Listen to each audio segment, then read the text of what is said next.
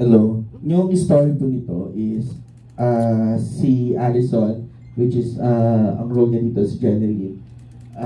Yung story dito or yung role niya mismo is may way siya or may balak siya na pag nakawan itong construction company which is na minamanage ni Christian and then ni Richard, which is to be played by Son Woo and Rash Flores. So ayun, gumagawa siya ng way para kung ano yung proseso or tamang plano para magawa niya yung pagnanakaw o pagpupuslit ng pera ng kumpanya. So doon po iikot. So from the security guard to the construction workers at sa mga kapatid. So yun po yung mga inakit niya. Yes. Matipid ka magsalita. Hanggang tingin lang po. Hanggang tingin lang sila sa iyo. Hello. Pampansin, hindi na bago sa akin dito kasi ang dami ko na rin naman nagawa. So, parang ini-enjoy ko yung bawat scene. So, maging professional lang ako. Then, syempre bilang bago si Allison din, ginaguide ko din kahit pa paano. Hanggat kaya ko, yung kaya ko may tulong sa kanya. Okay, thank you. Yan, Sean. 25% po. Hindi pa. So, 1/4. Yung mom ko po is half Korean. Okay. But you grew up here in the Philippines? No po, kakauwi ko lang po ng Pilipinas. Pero Okay, sa Korea po lumaki. I'm sorry? Sa Korea po lumaki. You grew up in Korea. Opo, ano po, 11 years po. Tapos, How old are you now? 22 po. 22? Opo. So 11 years ka to, Opo. 11 years old when you went here? Magti-12 po. Pero 11 pa yes. Opo. Yeah. So, ang bongga, ang ganda ng Tagalog mo. Pero, you're... Actually po nung una, kasi mama ko po kasi sa Korea po talaga. Akala niya kasi po yung una yung Viva Max, parang normal movie lang po. Opo.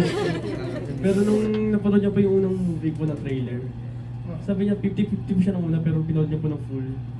Goal nga po, pinanood niya na po ng full eh. Pero okay naman daw po, at least nagagawa ko yung gusto ko umarte. So, yun ang reaction. Opo, parang 50-50 po siya nung una pero natanggap niya naman po. Ganun. Sana. Yeah.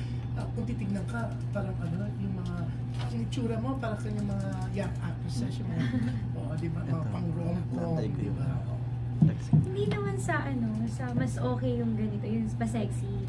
Siguro, nung una kasi, nag-explore talaga ako. Kasi yung mom ko, tsaka yung family side ko talaga, nagtateatro talaga sila.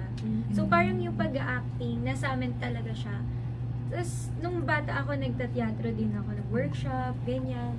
Tapos, until nabigyan ako ng opportunity na, nung manager ko ngayon, si Mami Jo, ayan, nabigyan niya ako ng opportunity na, sige, what if ipakita ko dito yung acting skills ko, di ba? Ayun po. So, acting skill lang? Yun yung pinapakita ko ngayon, kung paano ako umarte. Hanggang gaano yung pagpapasexy? Depende sa turo, sa gagawin eh.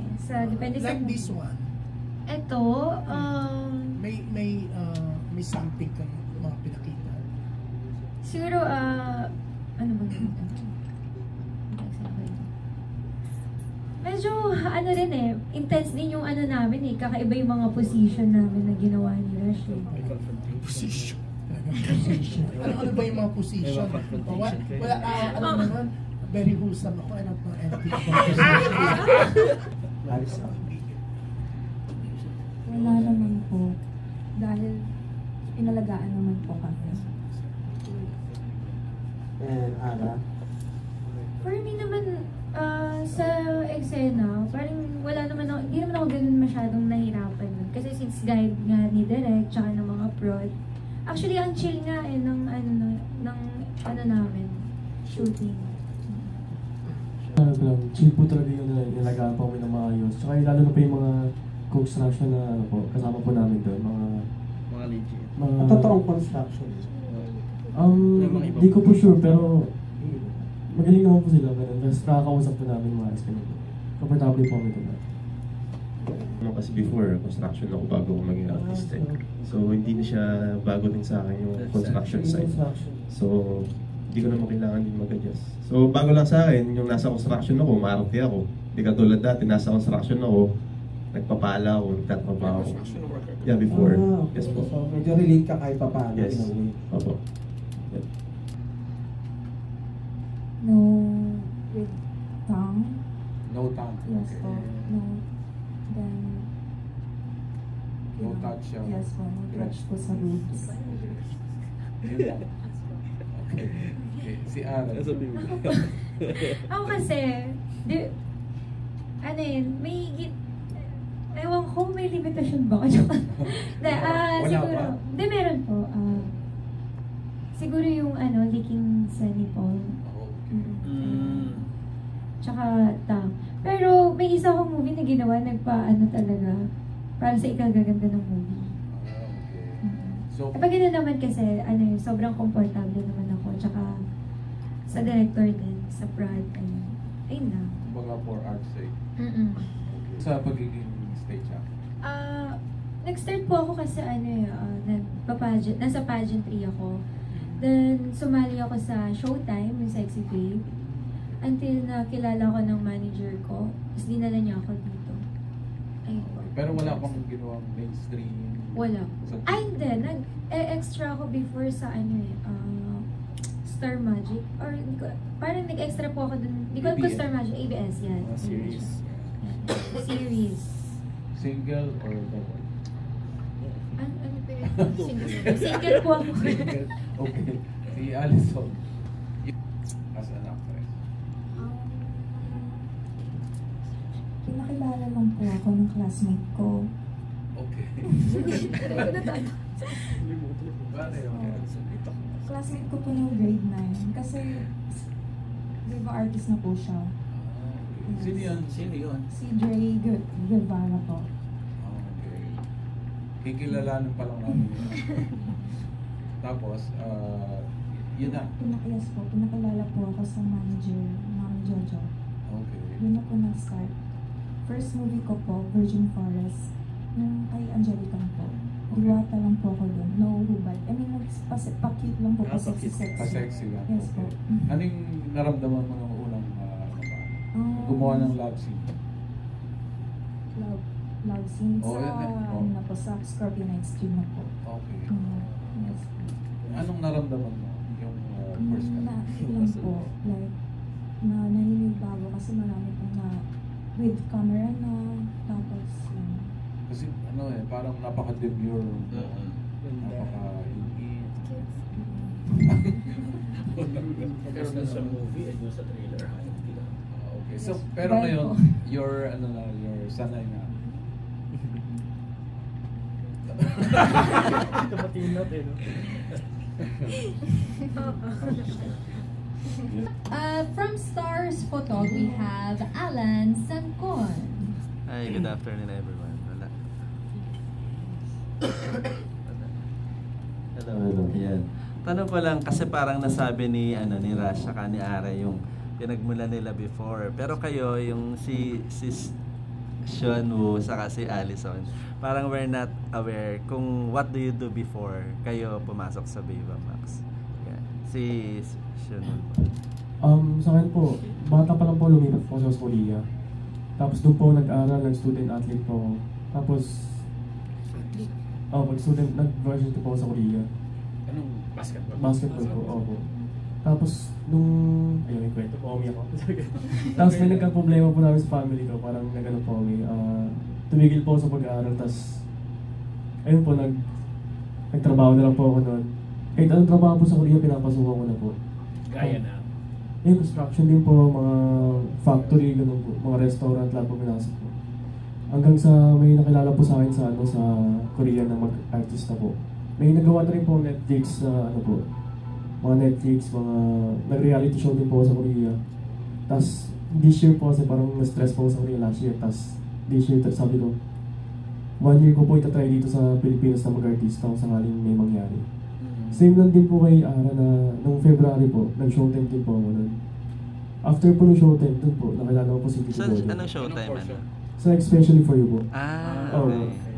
After po nun, doon na po nag-start yung pag-artist ako po. Yun po. Pang ilang project mo to? Pangalawang lead po, pero panglima po ito na na nasa Viva Max po. Opo. Real name mo yun. Opo, real name ko po yung solo. Kasi may artist ang siyo mo na sigat sa South Korea. Yes po, dancer po ata yung singer. Hindi yun sa hometown cha-cha. North Korea yata yun. North Korea.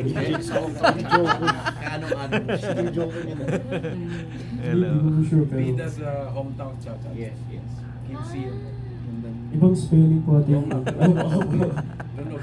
Opo, same lang po pero yun po. Thank you, Shannon. Si Allison naman. Yes po. Ang tipid magsalita ni Allison eh. Kaya yun ang tanong ko para magkwento ka. Before po, I'm a college student lang po ako from Mindanao. Father sa Oris University po ako. Bisaya. And Nagmo-model ka ba doon? Yes Sumali ka po. rin sa pageant tulad ni Ara, parang yun. ano po ako, low-key lang ako before. Shy type. Pero, nag-Miss Kakaraga po ako. Yes, before. Yes po. Karaga. Nagpa-pageant po ako, like, yes. Curious lang ako kay Direk, no? Paano mo i-direct si Allison na napaka-demure, napaka-mahiyain? Paano mo siya na i-convert mo parang gano'n? Di ba parang ang hirap on your part eh, di ba? Bilang director, lalo na baguhan siya. Kasi doon sa trailer mukhang malandi siya.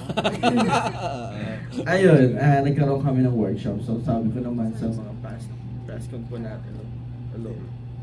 Ito po.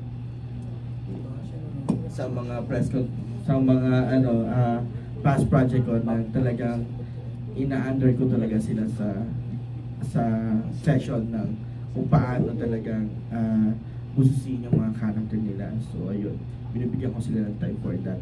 And at the same time, kapag nasa set na, so minamotivate ko yung mga ganyang eksena, kung di man kayanin.